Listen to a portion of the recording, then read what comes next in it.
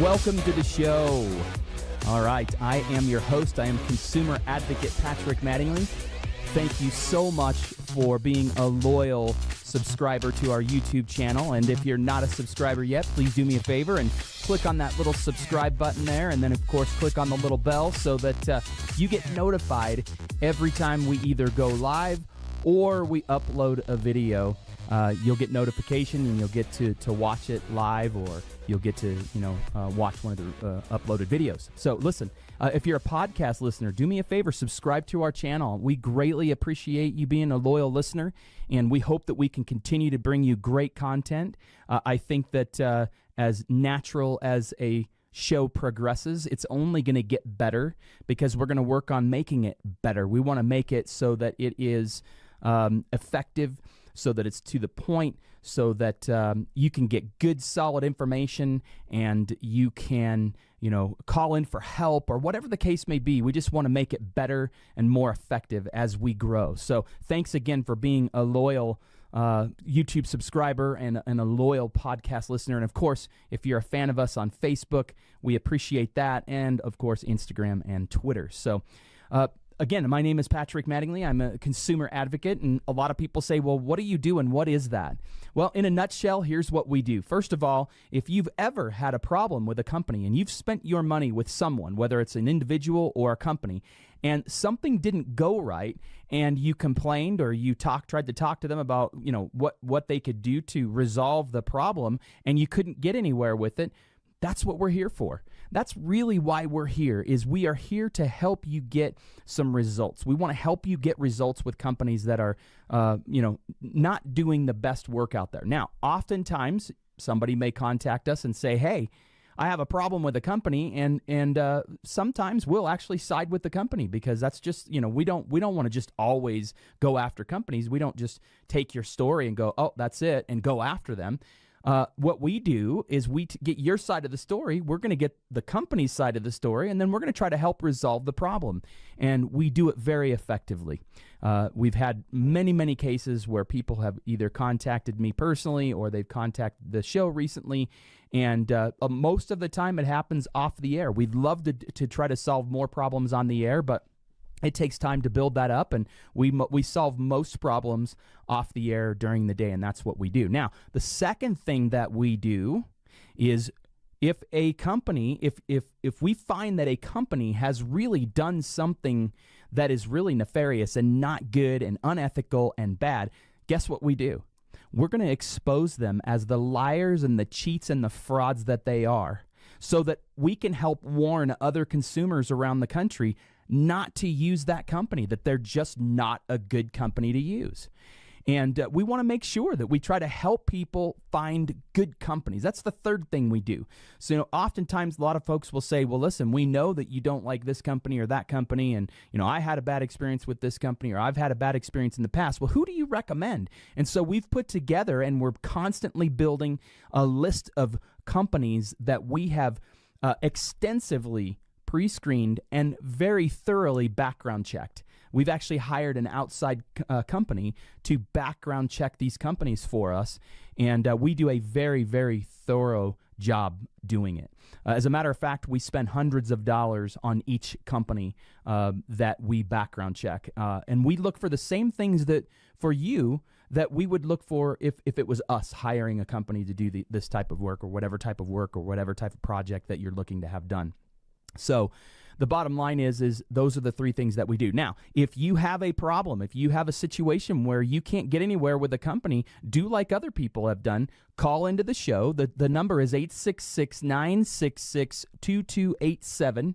Or you can certainly, send us a text. It can't be a super long one, but send us a text and say, hey, I've got a problem with a company, and tell us how to get a hold of you, and we'll contact you, and we'll see if we can help you out off the air. If you want to come on the air and you want to tell your story and you just can't get anywhere, I'll give you an example. We did a story a couple weeks ago about a concrete contractor who did a very horrible job for this consumer, and they felt like they had extended I guess what do I want to call it? They tried everything they could to get this guy to call him back. Wouldn't call him back. They did everything. Well, guess what? We called him, and he ended up calling us back. He came on the show. it didn't go so well. We didn't think we had the problem solved. And today we heard that we may actually have helped solve that problem. We're thinking, and what we've heard is he may actually go back and fix that job at his cost, which is what he should do. Because the reality is we saw the results, we heard the story, and if you want to see that show, we'll link to it in this show as well in the description on podcast or YouTube or wherever you found us. We'll link to it. But that's what we do. Now, we're going to expose the guys that are really bad. We want to make sure that no other consumers use that company. That's the only way to stop these bad situations. We just don't want to do business with those types of people. So anyway, again, you can call us at 866-966-2287, or you can text us. Just send us a quick text. You can also comment on any of the social media, and we'll see that through our software here. We may even post it online for you so that people can read what you're saying. And that's really what we do. We just want to help you. We want to help as many people as we possibly can. And as our show grows, we hope you continue to listen. Matter of fact, I hope that you actually suggest things to us. I hope that you write down in the description, hey, I'd love to hear a show on this, or I'd love to get your opinion on this or that. And by the way, if you have a question, if you're thinking about doing something, hiring someone or having some home improvement done on your home, if you're thinking about that and you have questions, just, send them in. Email us as well. You can email us at consumerscorner@trustpatrick.com. That's consumerscorner@trustpatrick.com. Send us an email. Tell us what your question is, and we'll help try to get that question answered. I've got over 30 years experience in home improvement, commercial property improvement. If I can't answer the question, I will find one of our experts that can. So anyway, that's in a nutshell what we do. We appreciate you watching today. Today, we have a very special guest, somebody I've actually really been looking forward to interviewing and talking to, and that is Danny Vaughn. Hey, welcome, Danny. I appreciate you being here today. Thank you, Patrick. I'm glad to be here. Good. I'm glad you are as well. So for those of you that are not familiar with Danny Vaughn, you actually are from the era of like the best time of my life. I don't know if you saw the picture I posted on Twitter, but I used to sing in a rock and roll band here in Denver. And the crazy thing about it is that the band was called Wasted Youth. All right. Yeah. And of course you started off with a band called Wasted. Is that correct? That was my first big break. Yes. Your first big break was a band called Wasted. Yeah. And then I have to be honest with you, no disrespect, I didn't really know Wasted, but I did definitely know of Taiketo. Oh, okay. Well, I like that better. But yeah. Wasted was the namesake of UFO's bass player Pete Way. Gotcha. And also had UFO's guitar player Paul Chapman in it. And then just at a particular, they'd done like 3 albums, and then they brought in two or three young Americans to sort of shake things up, and that's where I sort of showed up, which would have been right at the end of 1985. Oh wow, yeah. So that's I don't want to put an age on us, but that's about the time that I got into it as well. Whether we like it or not, we have one. Yeah, exactly, exactly. And so you were with Wasted for a certain amount of time. I don't know how long that was, but then you started or you arranged or put together the group Taiketo. Tell me that story. Well, the Wasted thing was pretty big. Those guys having been all over the world, and they knew so many people. So I went from playing in a covers band who did, like an entire set of Iron Maiden songs to opening up for Iron Maiden all over the world. And that was an amazing thing, and we were right on the cusp of like the beginning of MTV and all that sort of thing. So it was pretty huge for 2 or 3 years. We were touring, we were doing videos, we were in Billboard album charts, all that sort of thing. And then it ended in the way a lot of these bands do. It was much more with a whimper than with a bang. And I just expected to go home and my phone would start ringing because, right, I was a big star. And, and then reality sets in. And I started to realize that if I was going to get anywhere, I was going to have to get things started on my own. So I started making a few phone calls, and the first was to a drummer that I had met a year or so ago, or a year or so previous, I should say.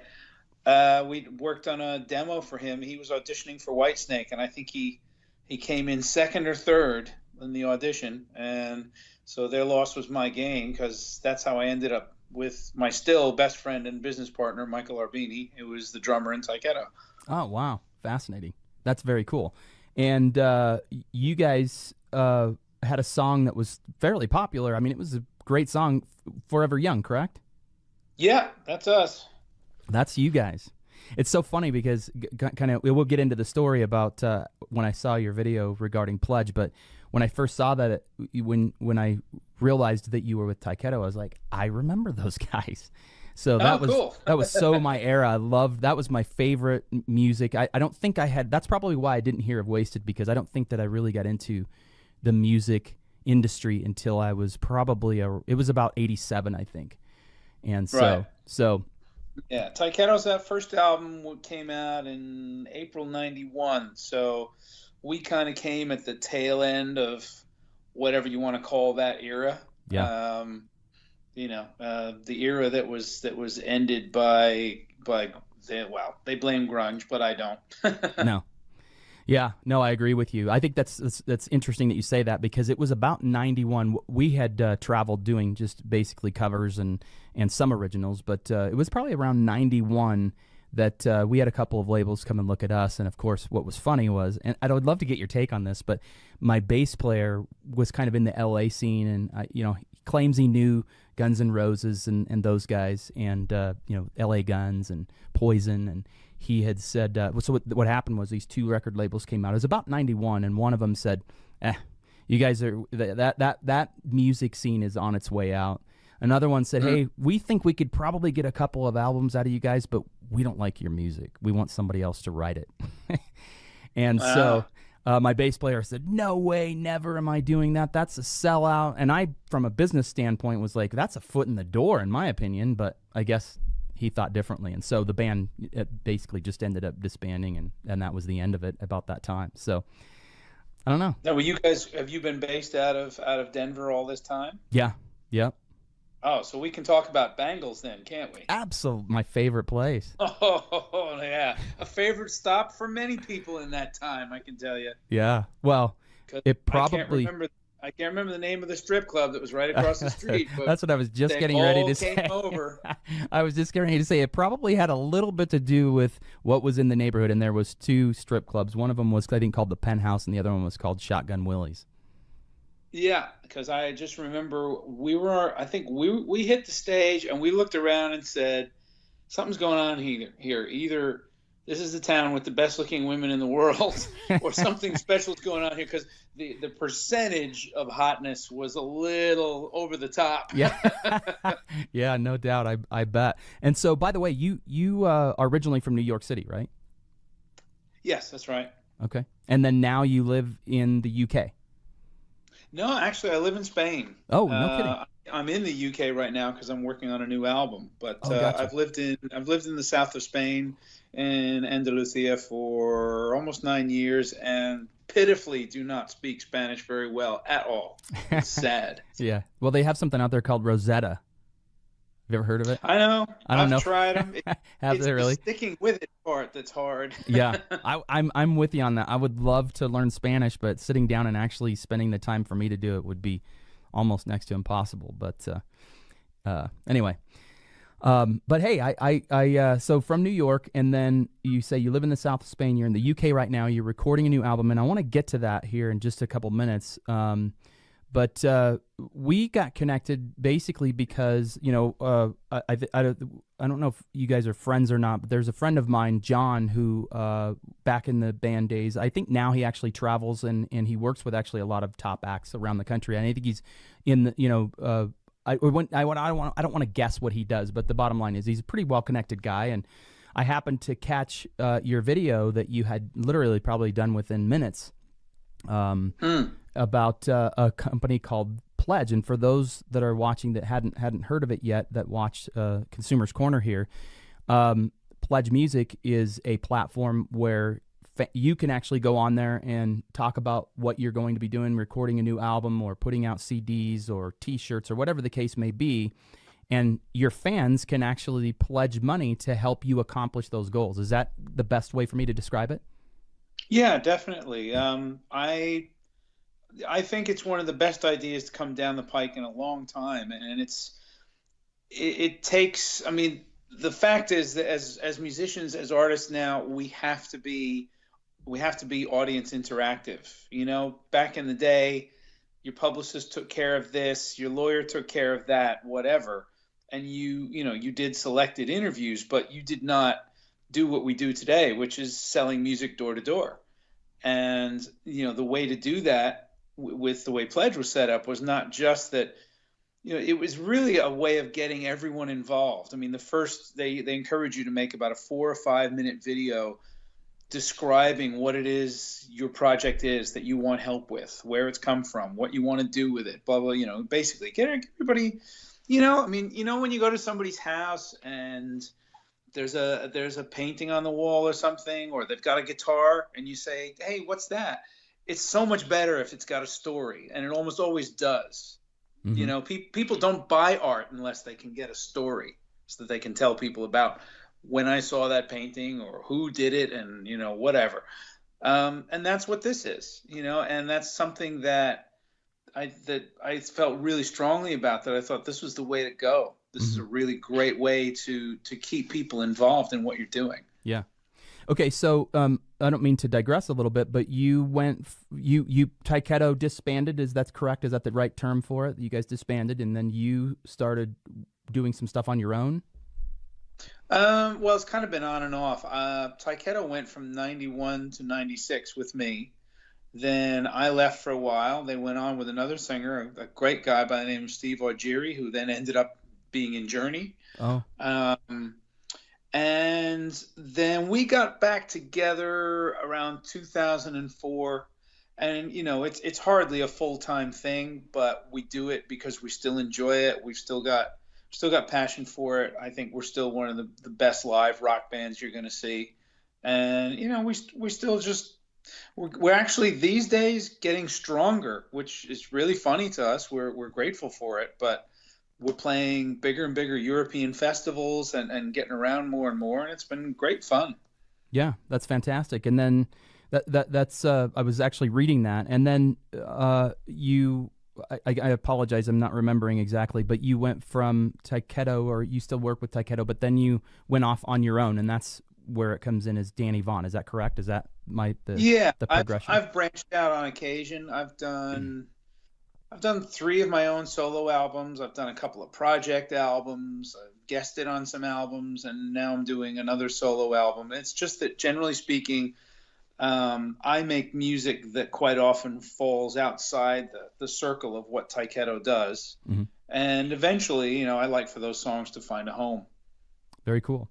So when did you first, now we're going to get back into the talk about Pledge. When was the first time that you actually were introduced to Pledge, and when was the first time that you had, started interacting with your fans via Pledge? Well, I'd certainly heard, lots of people talk about them over last couple years. Most prominently is a guy that I work with quite regularly, which is the singer Dan Reed from the Dan Reed Network.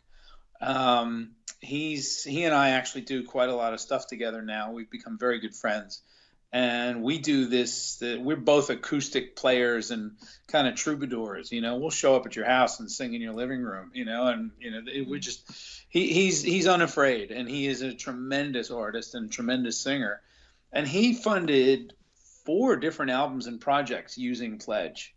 So I started chatting about. I've had this album that I'm working on. This has been in the back of my mind for over a decade now, and it was kind of like getting to the point of you really need to stop talking about it and start doing it. Sure. And so that was how I became aware of Pledge. So I contacted them it was probably September of last year. Because my campaign started quite quickly after that. My campaign started on October 15th last year. So that's been really recent then.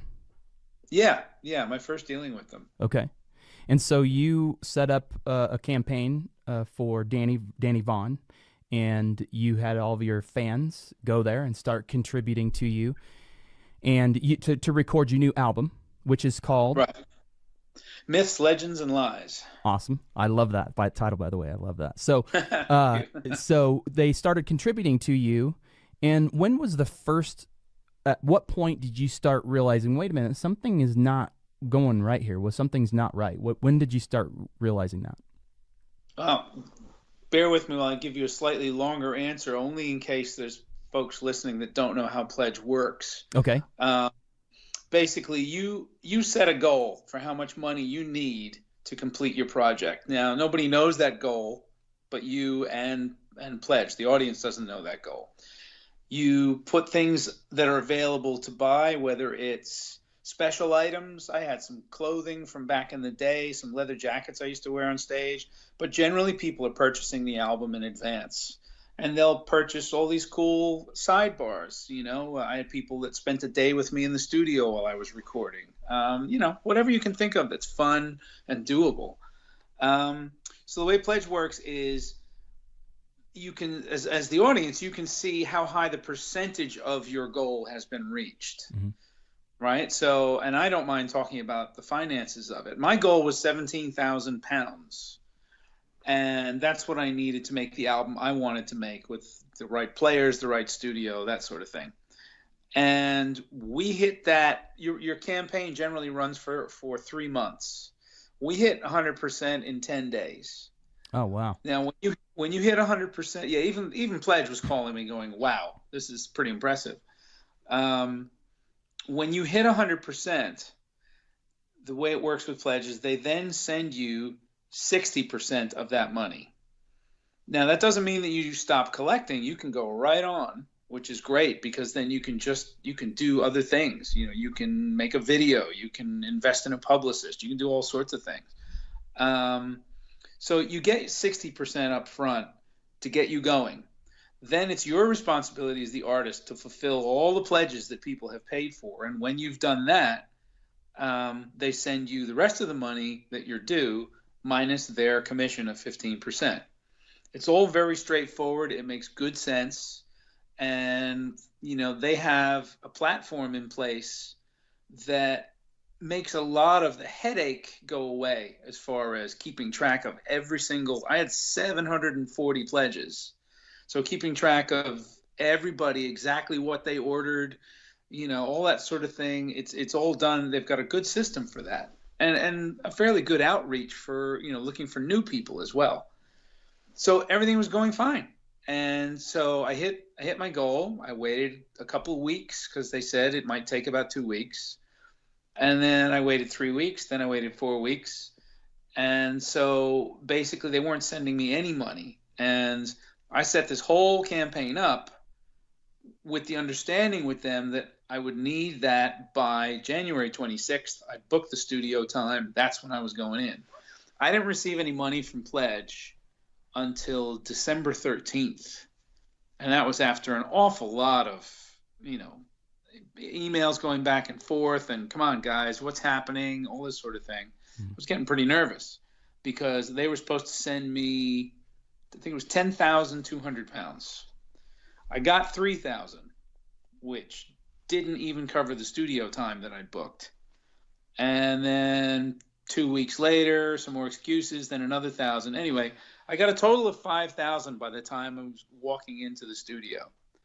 And this would be actually 2 days before I was due to start recording, is when I really kind of got the bombshell that they weren't going to be sending any more money, that they were in trouble. Wow. And that was what date?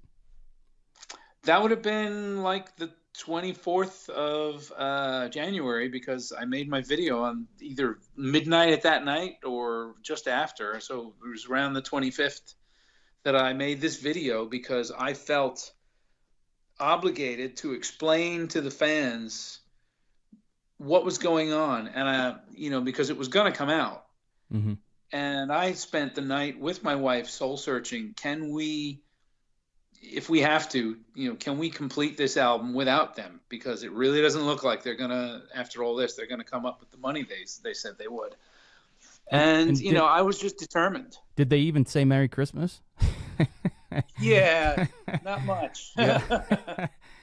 Yeah, that's crazy. Not much. So so it was about the 24th. So then you knew right away. You were like, this is not right, and that's when you made that video that I saw. Yeah, I mean, as I said, and it turns out I'm one of the lucky ones. I've been getting emails back and forth with one of the top people at Pledge UK. And to be fair, he was pretty forthright about the trouble they were in, but he also kept expressing extreme confidence that, the board was going to sort this out. And right now they're doing these trickle down payments to as many artists as they can. And I'm very high on their priority list and all this. And so there was kind of a way of, it was the carrot that was kind of stringing me along. Sure. And as I said, the night before or the day before I was due to leave to go make the album with quite a lot less money than I needed to do so, he really kind of dropped the bomb that things basically, it didn't look like there was going to be any more payments for a while. Fascinating. So yeah. I will tell you, and I know that you kind of probably looked a little bit at what I do. When I caught your video, I solve a lot of my problems in my sleep. And I happened to wake up and I was just, kind of scrolling through Facebook and I caught your video or the link to it. And when I first saw your video, I think that there was probably less than 100 views on it. And you did catch it. Yeah, I caught it really early. And as a consumer advocate, that's what I do now. I've been doing this now for about 10 years. And we obviously just started this show. We were on TV a little bit, local TV, but then we decided that we thought the future was, YouTube and social media. And so long and short of it, I saw that, and it's so down the alley of what we do. I've been dealing with construction for 30 years and helping people in that aspect, because in the construction industry, there's a lot of contractors that rip people off all the time, but to the tune of tens of thousands of dollars. And so I knew when we started this show that I wanted to be able to help people in more ways than just, construction. And so I knew immediately, I was like, wow, this is something that, really people need to know about. And so I thought, well, maybe in the morning I'll get up and, I'll do a little bit more research on it and maybe we'll do a show on it.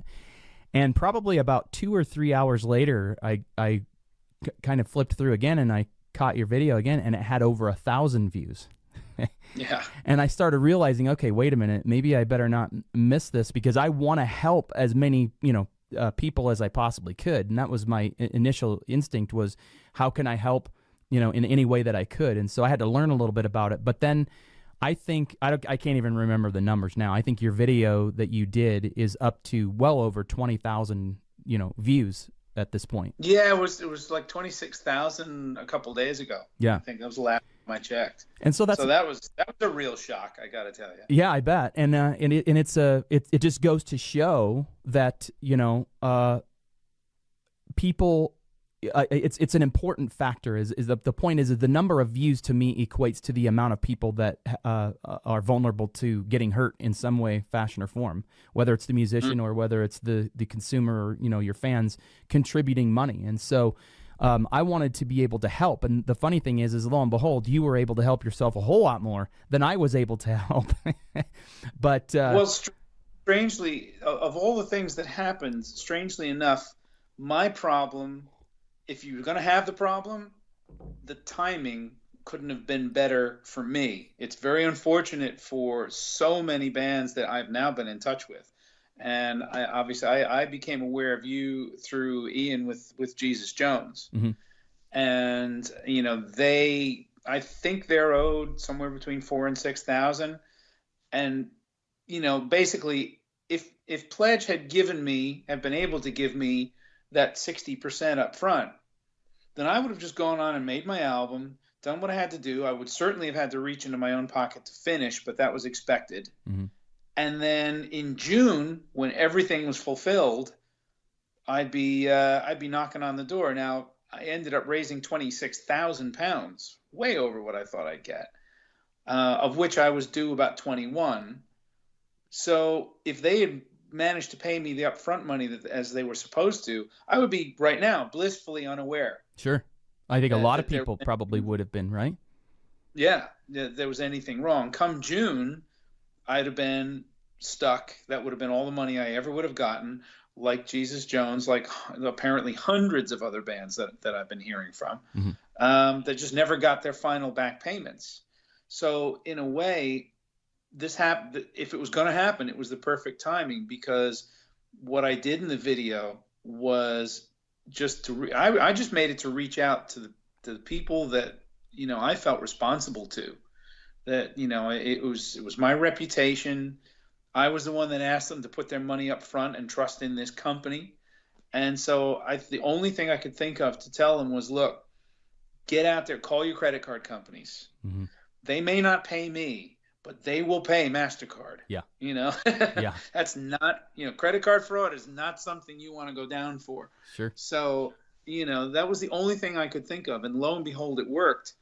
And then a dear friend that I work with that helps me just with merchandise and a lot of other things, she came up with the GoFundMe page and said, we could ask them to recontribute if they get their money back. And I thought, God, can we do that? I mean, and yeah, we can. And it's worked amazingly well. So I've been very, very lucky with this. Good for you. That's great. Well, first of all, I do definitely want to commend you for doing that, because, you become a pretty big target when you do something like that. I know I am. Some of the stuff that I've done, believe me, I've had some kind of scary, in a way. Doesn't really scare me, but to the most people it would be scary. I've had people. If you're working with construction companies, I imagine you you slightly nastier phone calls than I would. Oh yeah, for sure. And I do get those. So like I say, the first thing is that I commend you for doing that, because there's a lot of people that are really afraid to step out and really speak the truth. And so you by doing that obviously helped so many people, and I think that's awesome that you did that. So thank you. I'm glad that's a byproduct of what happened. As I said, a lot of people said, well, you were so sincere in that video and you kept your cool. And I said, that's because I scrapped the video I made 2 hours earlier. Yeah. So that video was not nice. Oh, really?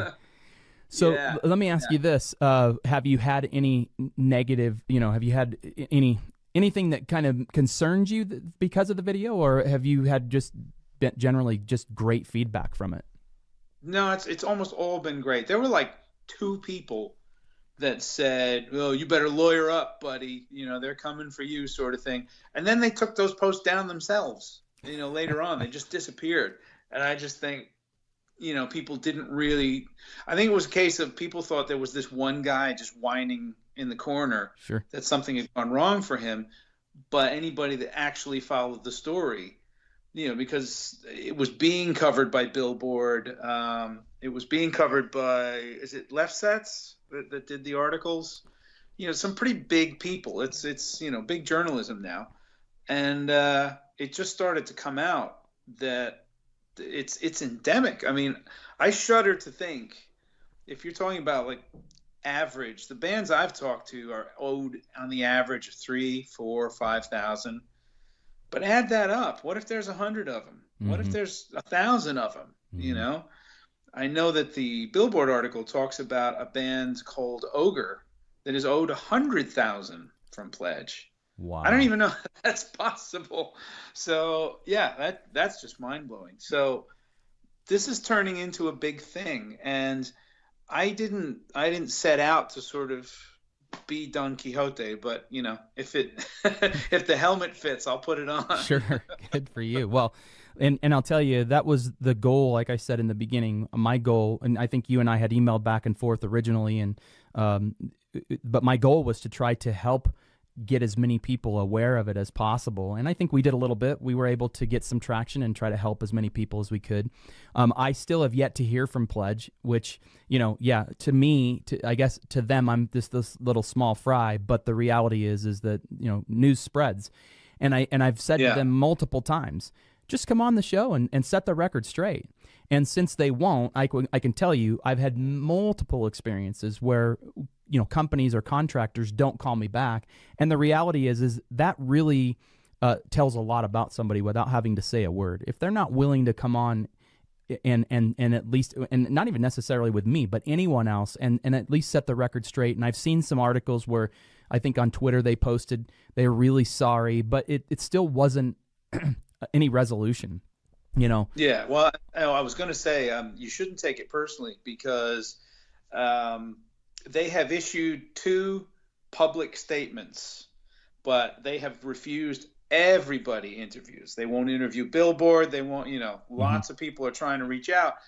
I've spoken to a few kind of larger newspapers and such, and they said, well, we'd like to run the story, but we can't do that without getting the rebuttal from the other side, and they're refusing to speak to anyone. Sure. So, there'll come a point perhaps where they'll just publish one side of the story, but a lot of newspapers, things like that, will shy away from that if they feel they can't get balance, which I understand. Yeah. And I'm with you. I don't understand why Pledge is sort of just hiding behind.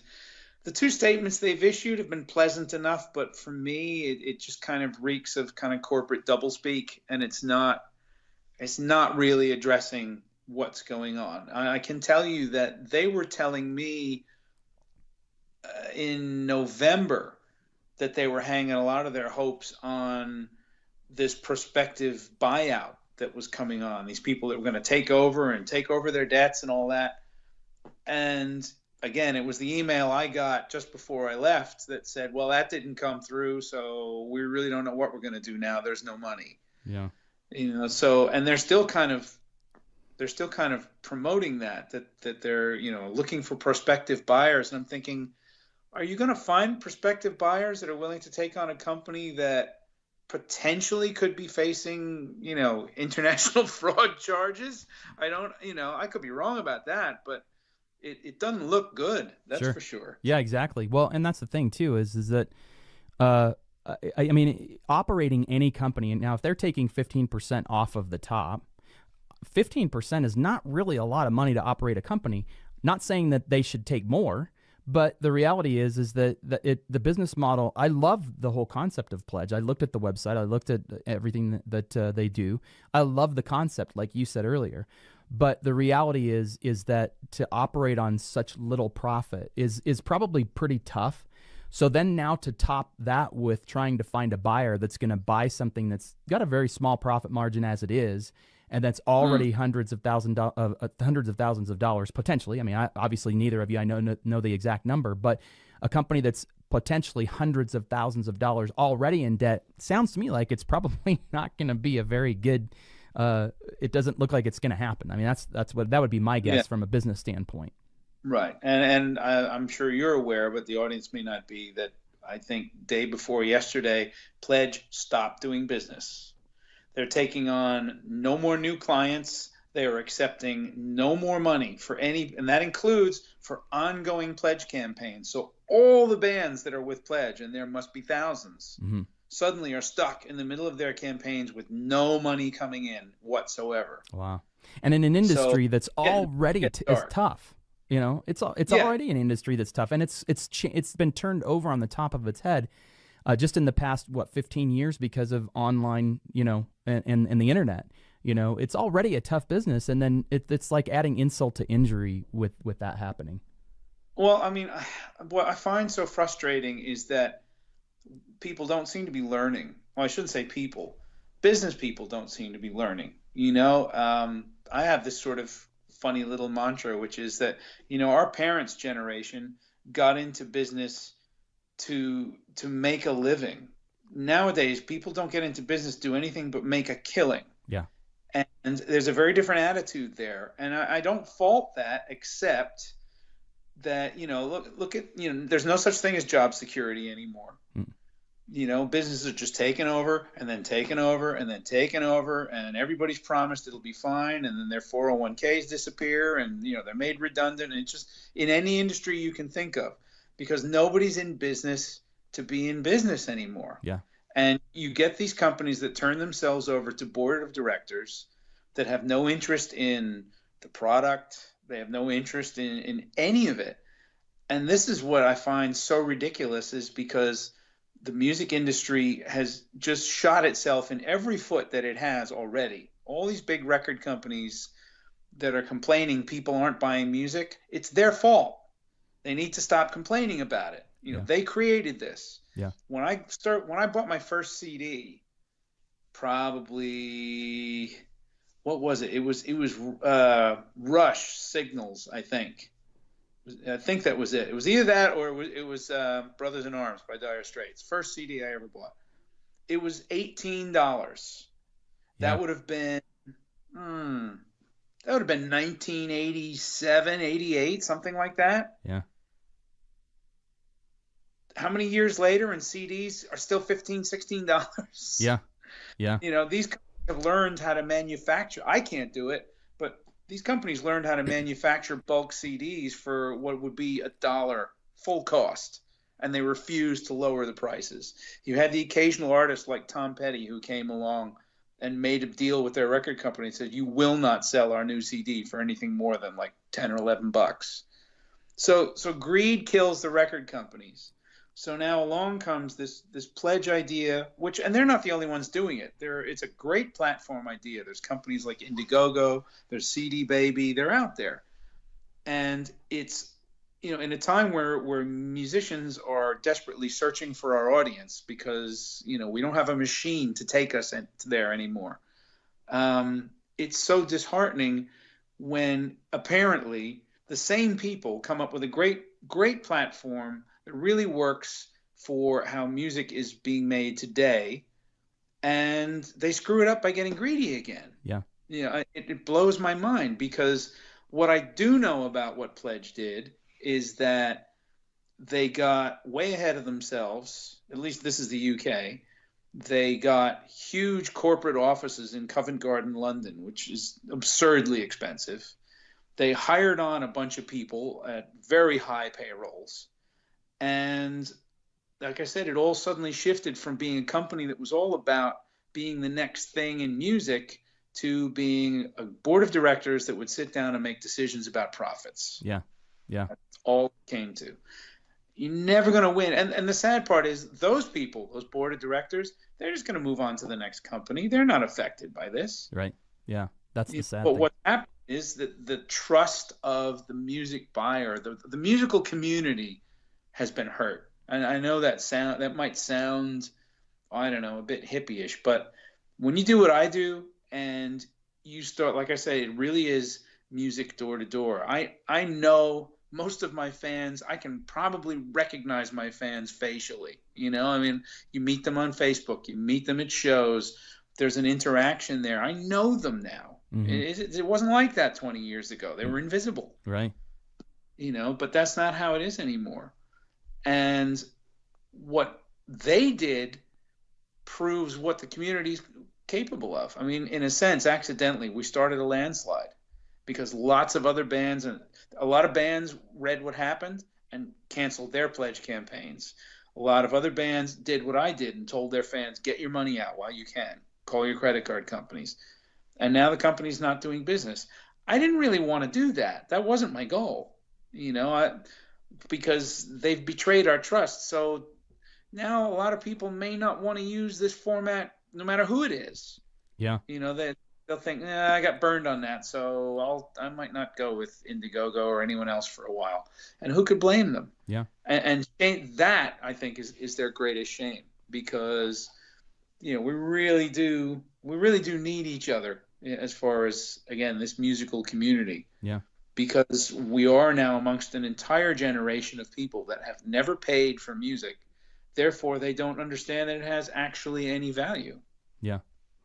Yeah, we and I'll tell you, I think the funny thing is with them not responding to anything, all people can do is speculate, right? We can only speculate what happened. We could probably speculate that there was some mismanagement of the funds. Obviously, I don't know, so I can only speculate. But I was saying early on, I think that people should, that I wouldn't give my money to them, not knowing if it's going to make it to the musician. And I hope that helped. But the reality is that it would sure be nice to hear their side of the story and where that money went, really. I actually just got a text that somebody was asking if you know where the money went. Have you heard anything about what did they do with that money? As all I know is that in their own words to me is that they vastly mismanaged it. He was quick to say nothing illegal, but all I know is I think they decided they were going to be the next Spotify, and rather than wait for that to happen, they wanted to basically put on the king's new clothes quickly. As I said, these corporate offices they got in the UK, they're huge. Wow. This is a massive expenditure to own corporate offices in Covent Garden, and they hired on some people at six-figure salaries, and I think a lot of money went there. Now, here's something I do know, and I have run this by a couple of business accountants I know, and this kind of really took them aback. Pledge's system for the last 8 or 9 years has been perfect. It's been spotless. And what they did was they did everything through PayPal. So each day, at the end of every business day, PayPal would make a deposit into Pledge's bank account, fully itemized. So, today $150 came into the Danny Vaughn account. So now Pledge knows they get 15% of that. And they had a complete itemization of everything. So this is a system that's working very well. Explain to me why a year or two ago, this new CEO takes over the company. And one of the first things he does is gets rid of their payment provider, switches to a different payment provider whose system is to only pay them once a week, backdated a week, lump sum, no itemization. Now, I ran that by a couple of corporate accountants, and they said there's only one reason to do that, and that's so that you don't have to actually claim you were actually aware of whose money you had, so that you could spend it more freely. Wow. That's a little scary. Yeah, for sure. That shows to me, bad intent. Mm-hmm. And that's, I hope that's not what we're dealing with, but it's sure starting to smell like it. Yeah. Well, I'll tell you, and I don't know how much I can allude to. I didn't get a call from my attorney, so I can't say too much, but I did get some very revealing emails and a phone call. Mm-hmm. People are afraid to come forward from here in the States, and there was some pretty crazy things happening. I can't, obviously I don't want to mention any names, but apparently there was credit cards that were opened in people's names without their knowledge and racked up, which is fraud right there. So it'd be interesting to find out where it all ends up. I do know that someone has contacted the FBI in New York, but I don't know how far that's gotten. So I'll be curious to hear what's going to happen there. That doesn't necessarily mean we have to be careful. We can't say that they've done anything wrong, but at this point it sure does look like it, doesn't it? Yeah, it does. And I'm same as you. I've received some very interesting emails from, well, again, it's part of this funny musical community, remembering, of course, that we're all adults, most of us now. And, so it turns out I've got friends out there who are high-level lawyers. There were people, 24 hours after that video was shot, I was getting offers of free studio time. I was getting offers of legal help pro bono. I had a high-ranking CEO contact me and said, listen, this is actually all public, but not everybody knows how to get it. Let me show you. And he showed me this whole thing in Pledge UK of, their current operation, stuff that's way over my head, basically. But wow. It's how they're operating, how they're in arrears, that there may very well be tax issues. This is all public stuff. Nothing that I'm alluding to. This is what's on the books. And apparently especially right now, tax laws involving corporations in the UK are a lot worse than they are in America. They're a lot more strict. Wow. So, my feeling, and I have not based on anything but my gut, my feeling is that the UK branch of Pledge is not going to survive this. Mm-hmm. Mm-hmm. Okay. So, well, here's the deal too. So we now know we don't really have to warn anybody not to spend their money at Pledge because they're not accepting payments. So that's kind of a good thing, right? So let's talk about the next steps. I mean, you were able to raise some money for your new album, which you're actually in the UK right now. You're recording it there right now, correct? Yeah. We've just started mixing in the last couple of days. It's gone really well. That's fantastic. And so there's people out there that I know that are going to see this because I've already gotten some feedback. Hey, I thought you were going to talk to Danny Vaughn. So I know someone will see it. And if they haven't found it already, obviously they can contribute to your GoFundMe page. I'm going to put that in the description of the video here and, of course, the podcast, so that if they want to contribute, they certainly can. And that's been going very well. You mentioned a little bit about it earlier. What you set a goal and you've exceeded it already. Is that correct? Yeah, absolutely. Well, as I mentioned to you, the final tally of all money raised was £26,000 and on pledge, and now we've recovered 20,000 of that on my GoFundMe page. Wow, fantastic! And how much did pledge actually send you? 5 in total. £5,000. Yeah. And then your GoFundMe page raised a total of how much? 20.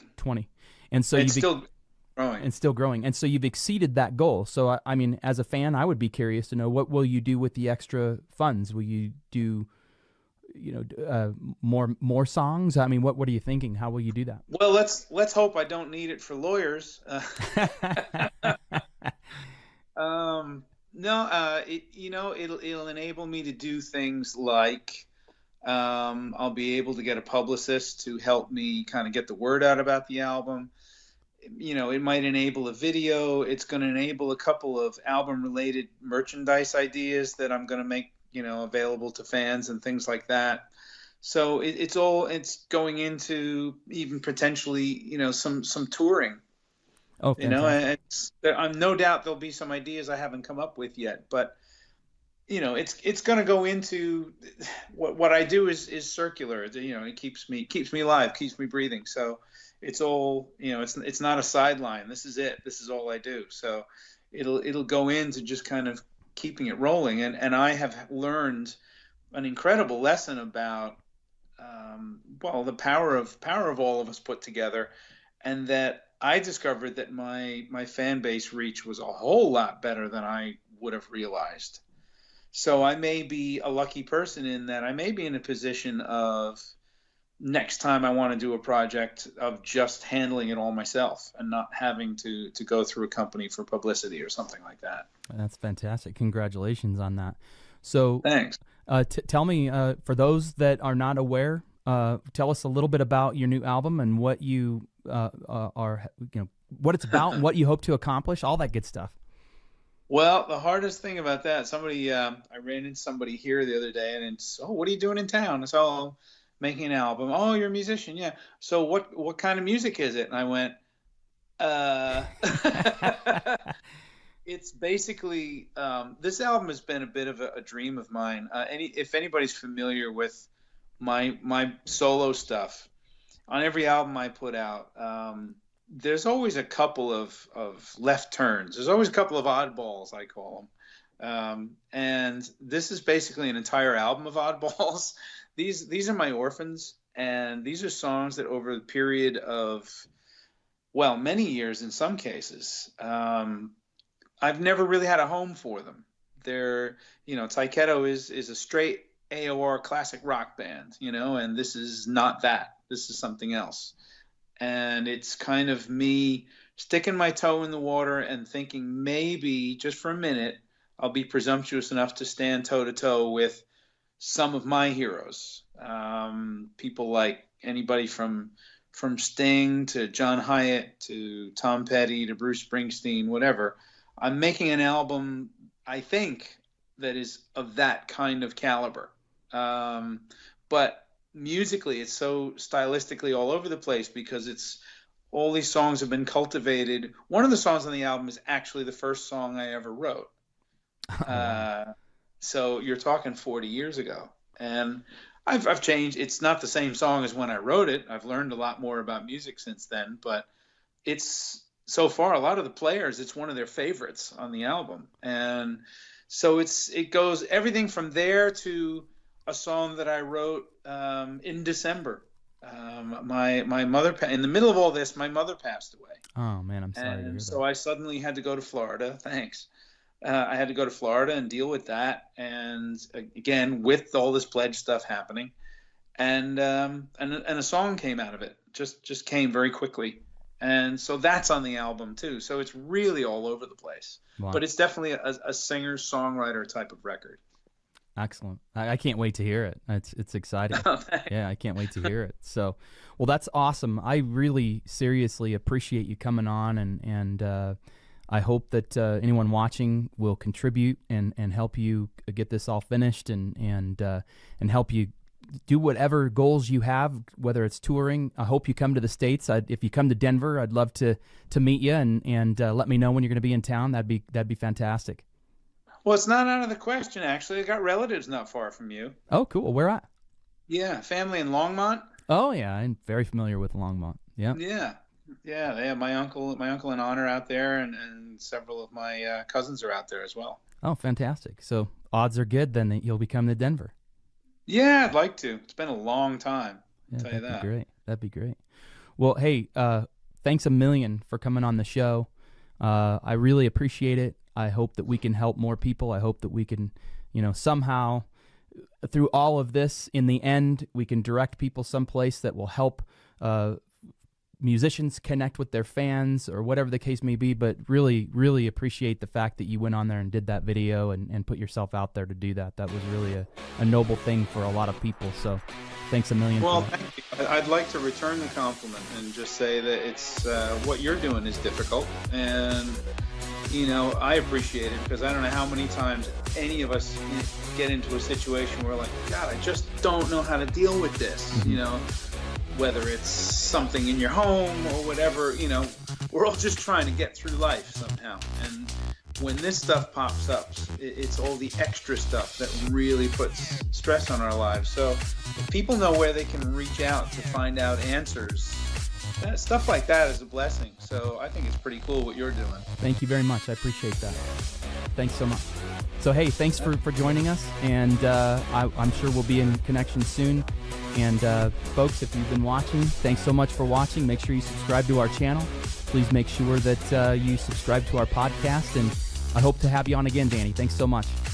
Oh, it'd be my pleasure. Thank you, Patrick. I appreciate it.